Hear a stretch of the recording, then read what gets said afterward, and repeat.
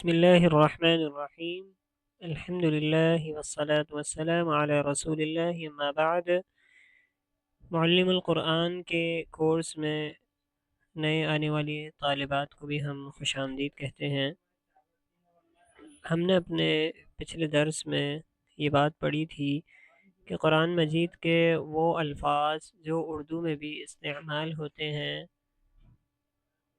ان کے متعلق ہماری گفتگو چل رہی تھی کہ ہم نے سب سے پہلے ان میں یہ کام کرنا ہوتا ہے کہ الف لام کو ہٹا کے دیکھنا ہوتا ہے کہ ہمیں اس کا معنی سمجھ آ رہا ہے یا نہیں۔ مثال کے طور پہ یہاں پہ سب سے پہلا لفظ موجود ہے الخوف۔ الخوف کے اندر اب آپ دیکھیں کہ آپ کو اس کا معنی آتا ہے۔ الخوف کا معنی ہمیں معلوم ہے، الف لام ہٹا دیں تو خوف، خوف اردو میں بھی استعمال ہوتا ہے۔ دوسرا لفظ ہے البیت، یہ ایک نیا لفظ ہے، اس کو ہم انڈر لائن کر دیتے ہیں، البیت یعنی کہ گھر۔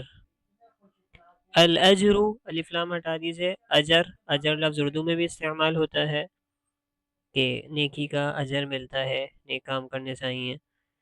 اگلا لفظ ہے الوزن، وزن، وزن لفظ بھی اردو میں استعمال ہوتا ہے کہ وزن کرنا کسی بھی چیز کا، جو وزن کر کے ہم تولتے ہیں۔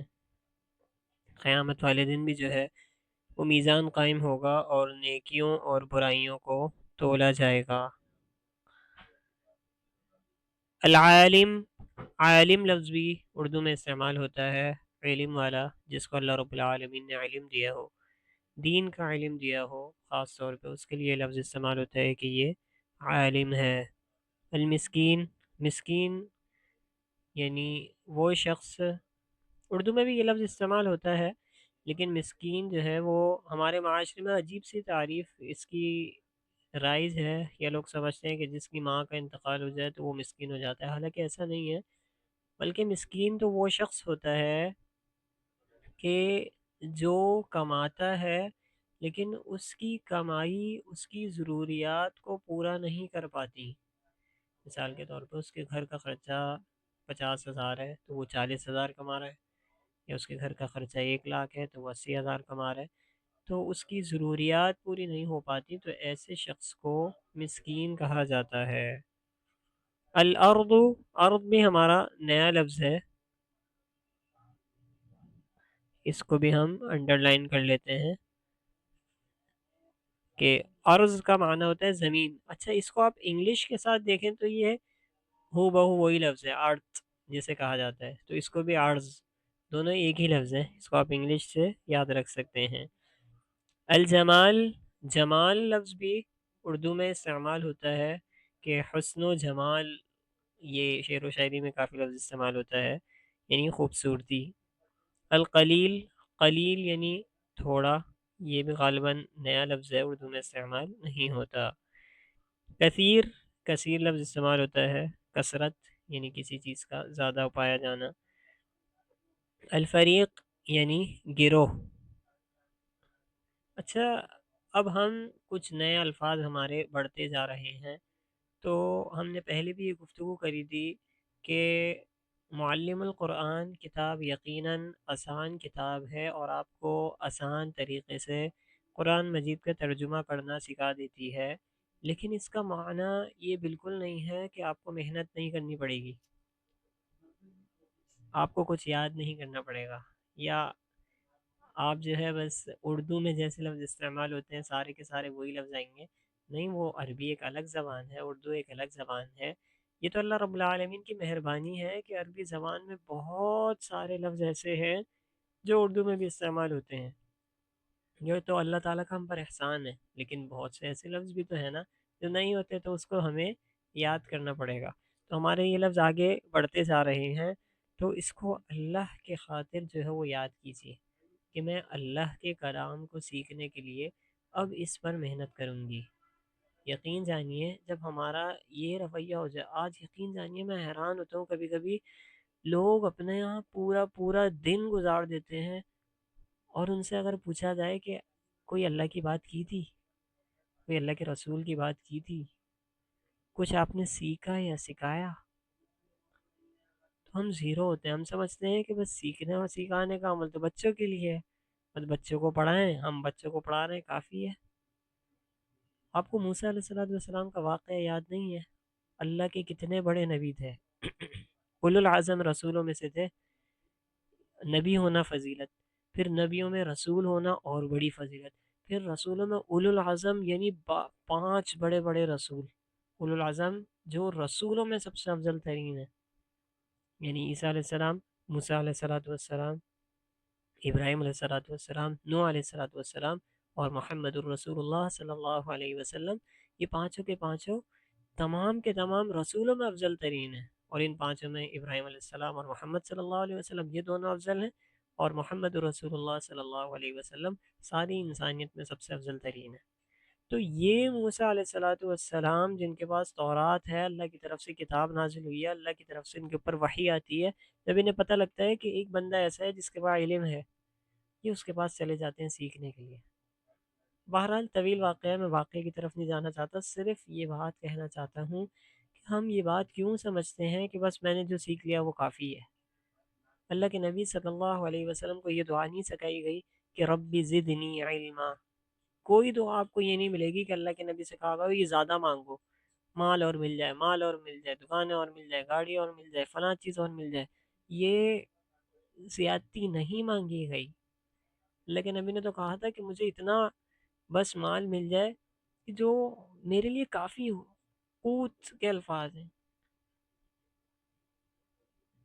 اور علم کی باری آئی تو یا اللہ مجھے زیادہ دے، مجھے زیادہ دے، مجھے زیادہ دے اور دے، رب زدنی علما، میرے علم میں زیادتی فرما دے، زیادہ کر دے۔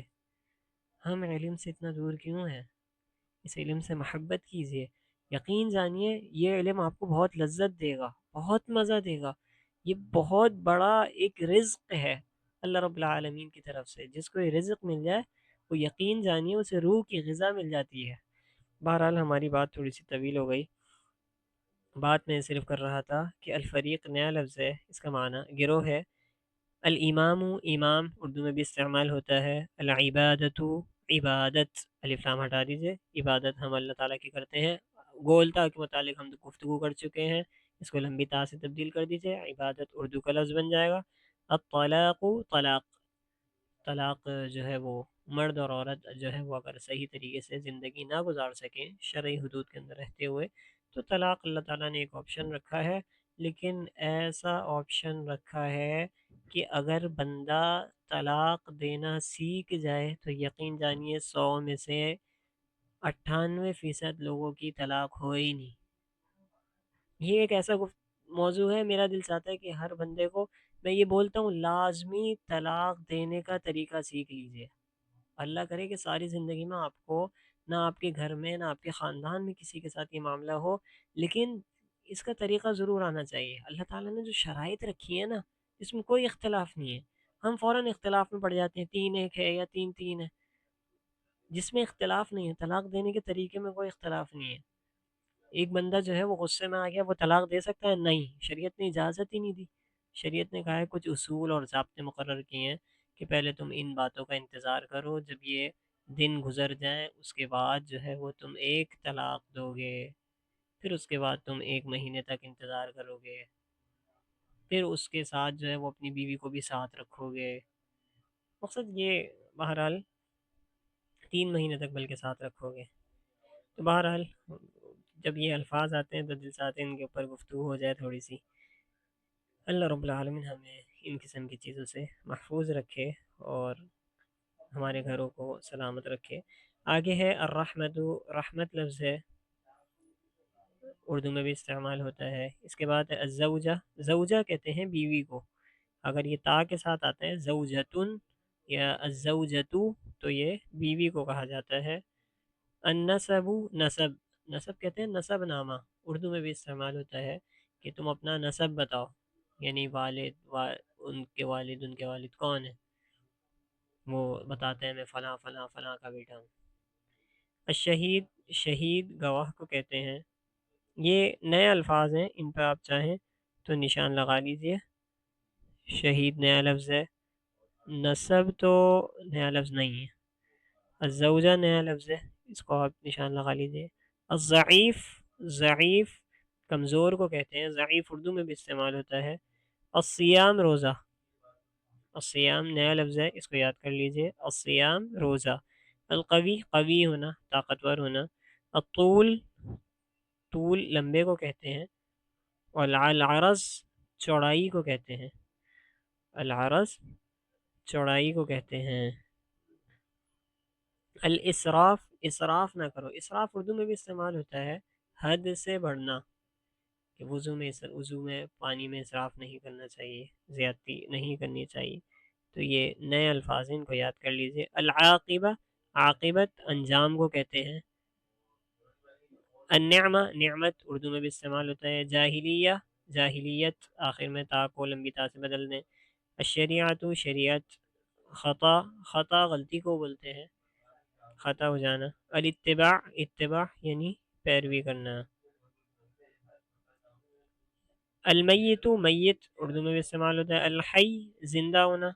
الام، ماں کو کہتے ہیں، امن ماں کو کہتے ہیں، الام ماں۔ الزلزلہ، زلزلہ آخر میں دیکھیں گول تا کو ہم نے ہاتھ سے بدل دیا، ہم نے پہلے بھی کئی بار یہ بات ذکر کر چکے ہیں، گول تا کو ہم کبھی لمبی تا سے بدل کے دیکھ لیتے ہیں، کبھی ہاتھ سے بدل دیتے ہیں، اردو میں عموماً ایسے استعمال ہوتا ہے۔ الشیء، شیء کا معنی چیز ہے، یا شے لفظ اردو میں بھی استعمال ہوتا ہے، یہ تو کوئی شے ہی نہیں ہے۔ العبد، عبد بندے کو کہتے ہیں، بندہ یا غلام کے لیے بھی یہ لفظ استعمال ہوتا ہے۔ اب ان الفاظ کا اپنے عربی معنی بتانا ہے۔ البیت، الشریعۃ، المسکین، الارض، الشہید، العرض، الجمال، والجاہلیۃ، القلیل، الرحمۃ، النعمۃ، والاسراف، بلکہ ان کا اردو میں معنی بتانا ہے۔ اور ان الفاظ کی اپنے عربی بتانی ہے: جمال، قلیل، کثیر، طلاق، رحمت، شریعت، وزن، طول، نعمت، قوی۔ اگلے سوال ہیں ہمارے پاس، ان آیات کے اندر آپ نے ہائی لائٹ کرنا ہے کہ کس کس لفظ کے معنی کو آپ جانتی ہیں۔ وَلَا يُشْرِكُ بِعِبَادَةِ رَبِّهِ أَحَدًا، مثال کے طور پہ یہاں پہ بعبادتی، با کو ہٹا دیں تو عبادت لفظ رہ جاتے ہیں۔ عبادت کا معنی آپ کو پتہ ہے، عبادت کسے کہتے ہیں، رب کا معنی بھی آپ کو پتہ ہے، لیکن ہا کا معنی بھی ہم نے نہیں پڑھا، ربی ہی میں ہا پہ آپ نے ہائی لائٹ نہیں کرنا، رب پہ کرنا ہے، اور بعباد، اور اس کے نیچے آپ کوشش کیجئے کہ ترجمہ بھی لکھ لیا کریں۔ کبھی کبھی ایسا ہوتا ہے کہ آپ کے ذہن میں ہو کہ آپ کو ترجمہ صحیح آتا ہے، آپ نے ہائی لائٹ تو کر دیا، لیکن مجھے تو نہیں معلوم کہ آپ کے ذہن میں کیا ترجمہ ہے۔ آپ اس کو ہائی لائٹ کر کے اس کے نیچے اگر پینسل سے یا پین سے ترجمہ لکھ دیں گی تو آسانی ہو جائے گی سمجھنے میں کہ آپ کو صحیح ترجمہ آتا ہے یا نہیں، کیونکہ بہت سے طالبات ماشاءاللہ اس سے پہلے بھی پڑھ چکی ہیں، تو اکثر وہ کلمات پہ ہائی لائٹ کر دیتی ہیں، لیکن معلوم نہیں ہوتا کہ انہیں اس انداز میں ترجمہ کرنا آ رہا ہے یا کسی دوسرے زاویے سے کر سکتی ہیں وہ۔ بہرحال اللہ رب العالمین آپ لوگوں کو برکت عطا فرمائے۔ اور یہ مزید کچھ الفاظ ہیں، اس کے اندر بھی آپ نے دیکھنا ہے کہ کون کون سے الفاظ کے معنی آپ کو آتے ہیں، اس کو ہائی لائٹ کر دیجئے، یا ہائی لائٹ نہ بھی کریں، آپ یہ بھی کر سکتے ہیں کہ اس کو انڈر لائن کر کے اس کے نیچے اس کا ترجمہ لکھ دیں اردو میں، تو یہ زیادہ مناسب رہے گا۔ اللہ رب العالمین آپ لوگوں کو برکت عطا فرمائے۔ سبحانک اللہم و بحمدک، اشہد ان لا الہ الا انت، استغفرک و اتوب الیک۔